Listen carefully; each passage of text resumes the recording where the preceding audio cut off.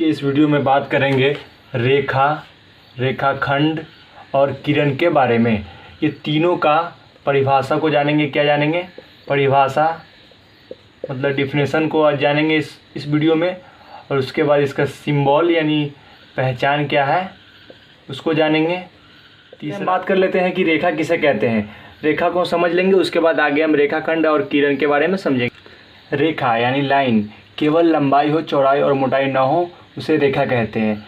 लेकिन उसके अंदर एक कंडीशन ये होना चाहिए कि जिसके दोनों छोर पे तीर का निशान हो उसे रेखा कहते हैं, जिसे अनंत दूरी तक बढ़ाया जा सके। तो ये इसका मतलब क्या हुआ कि मतलब ऐसी रेखा जिसकी लंबाई हो, चौड़ाई और मोटाई ना हो, जिसके दोनों छोर पे तीर का निशान हो उसे रेखा कहते हैं।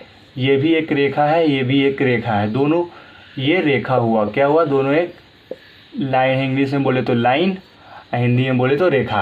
अब हम बात करेंगे इसकी पहचान क्या है। सिंबल रेखा का सिंबल क्या है।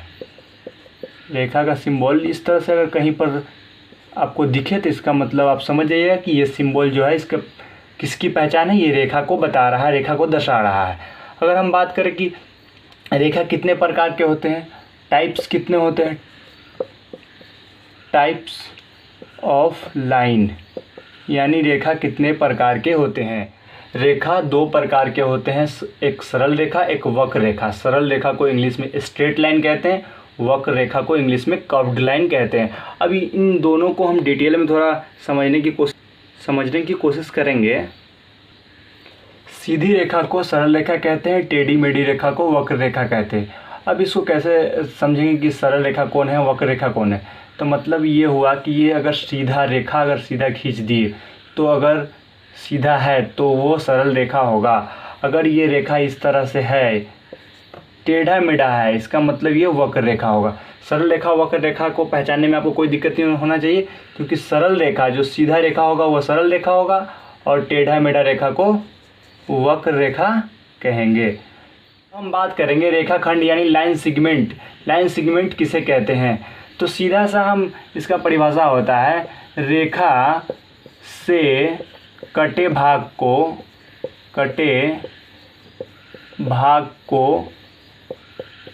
रेखाखंड कहते हैं। रेखाखंड कहते हैं। मान लीजिए ये एक रेखा है और ये रेखा ए भी एक रेखा है।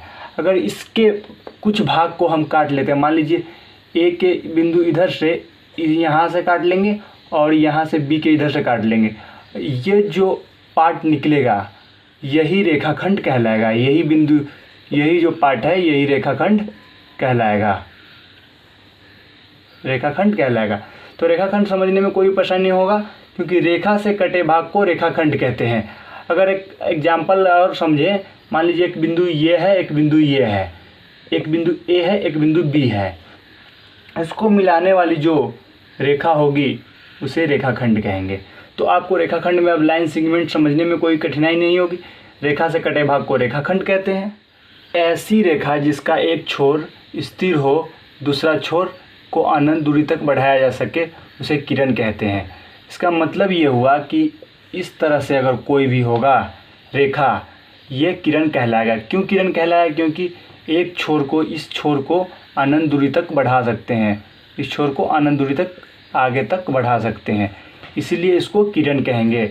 या टॉर्च, कोई अगर टॉर्च है, अगर यहाँ पर मान लीजिए ये टॉर्च है, अगर इसके अंदर से अगर रोशनी ये आ रही है, आगे की तरफ जा रही है रोशनी, तो ये जो निकल रहा है यही किरण कहलाता है।